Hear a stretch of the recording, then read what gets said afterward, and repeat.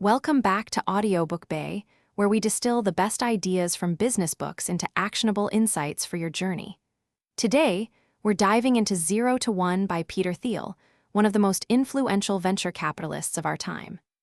Thiel built PayPal from the ground up and made early investments in Facebook, SpaceX, and Palantir. He's invested in companies that have collectively been valued at hundreds of billions of dollars. He was the first investor in Facebook when Mark Zuckerberg was just starting out. This book isn't about incremental progress or doing things slightly better than the competition. It's about true innovation and building something the world has never seen before. It's about creating value, not just copying what exists. The central question of this book is simple but profound. What if you're the only one who can build what you're trying to build? Thiel argues that most businesses operate by copying what already exists and doing it a little bit better. That's one-to-N growth. You go from one to many by replicating what works in a scalable way. But the real money, the real impact, and the real innovation comes from 0 to 1. Creating something entirely new, something that didn't exist before you came along. Something that fundamentally changed how we think or live. That's where the value is. This is where true value is created in business. Takeaway 1.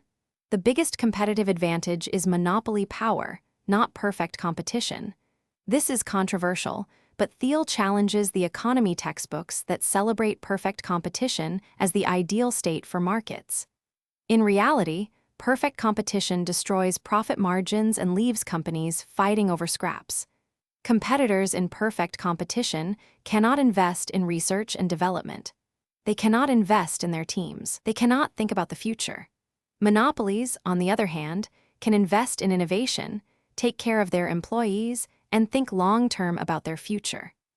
Google became one of the most valuable companies in the world because its search algorithm was so good that it achieved near monopoly status in search. That monopoly power allowed them to invest in moonshot projects like autonomous vehicles, artificial intelligence, and other innovation that requires long-term thinking and investment. They could afford to take risks that competitors couldn't. They could fund research that wouldn't pay off for 5 or 10 years. That's the luxury of monopoly. Takeaway 2. Most successful companies aren't built by solving problems that everyone already knows about. Instead, they're built by finding secrets. A secret is an important truth that few people agree with you on. These secrets are hiding in plain sight, waiting to be discovered by someone who asks the right questions. Maybe it's a market nobody has noticed, or a way of doing something that everyone overlooked. Apple didn't invent the computer, the phone, or the tablet, but Steve Jobs saw a secret that others missed, that people wanted technology that was beautiful, intuitive, and human-centered. That insight drove Apple's entire product philosophy and created tremendous competitive advantage that continues to this day. The secret was about human experience, not technical specifications. Your secret might be about serving a specific customer better than anyone else. Find your secret. Takeaway 3. Technology isn't just about computers and applications. Any business can improve through technological innovation. Technology is fundamentally about doing more with less. Whether you're a restaurant implementing better ordering software, an agricultural company improving crop yields through data analysis, or a manufacturing company automating a process, you're doing technology. This shifts how founders should think about their businesses. What inefficiency can you eliminate? What process is slower than it needs to be? What can you do 10 times better than your competition?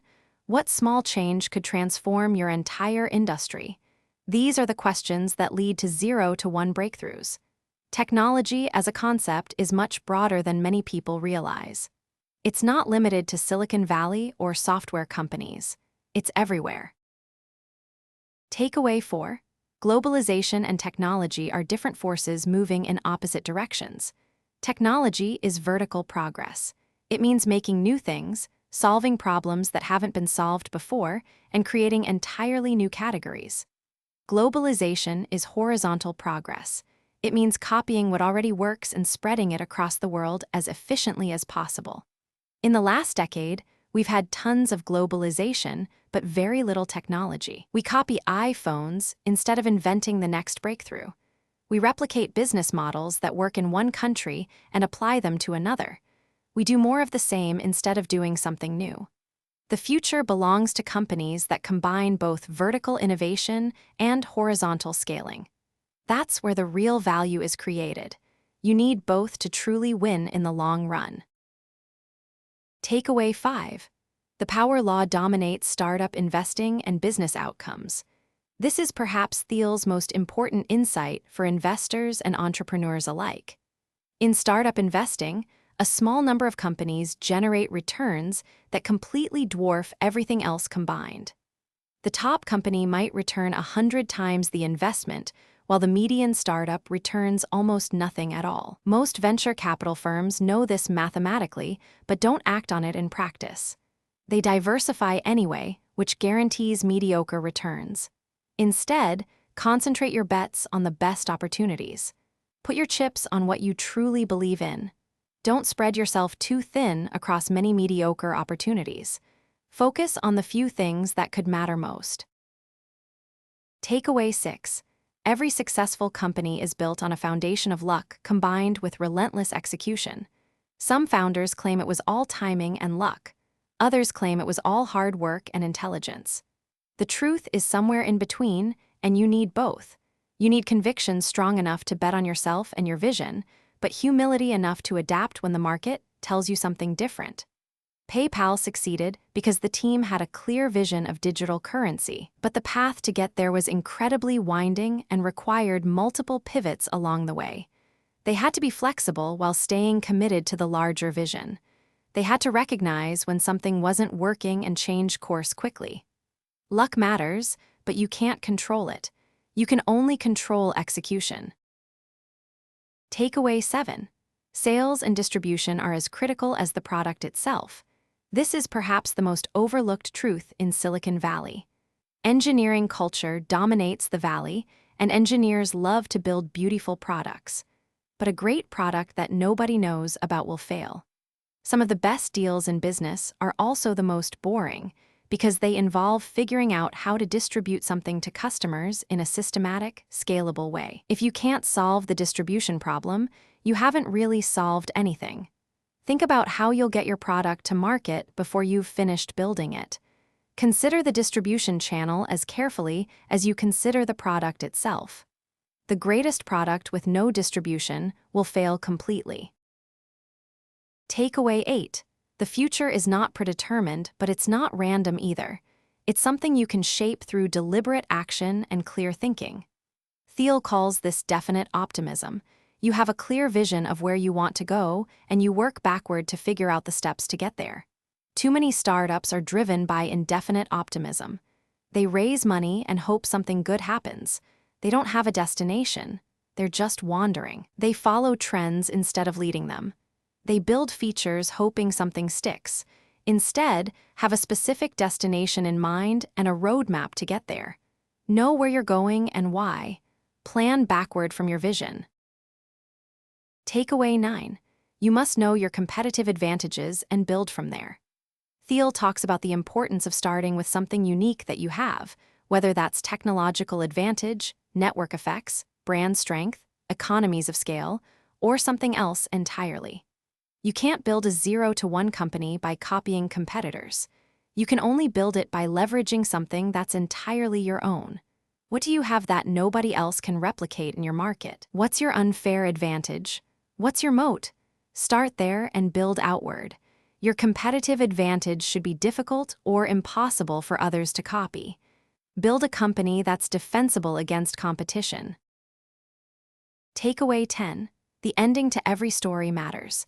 Where is humanity going? What role will your company play in that future? Thiel believes we should all be thinking about the long term, not just quarterly profits.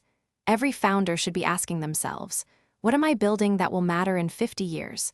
That mindset, applied to your business, will guide you toward genuine innovation rather than incremental copying. Think legacy, not just quarterly earnings. Build something meaningful that will matter to humanity in the long run. Think about how your company serves future generations. That's 0-to-1 by Thiel. This important book challenges the conventional wisdom that you'll hear from most business leaders and consultants. It's controversial, but that's what makes it valuable. Thiel isn't interested in giving you comfortable advice that everyone already agrees with. He's interested in challenging you to think deeper about what real innovation looks like and how to build something truly great. Whether you're building a startup from scratch or working inside a larger organization trying to innovate, the insights here will challenge how you think about progress, competition, and the future. If you found value in these takeaways, hit that subscribe button and let us know which insight resonated most with you in the comments below. We read every comment and love hearing from our community. Don't just listen to these ideas passively. Go pick up the book and read it for yourself. There's so much more depth and truly valuable examples that we couldn't cover in this summary. Thanks for listening to Audiobook Bay.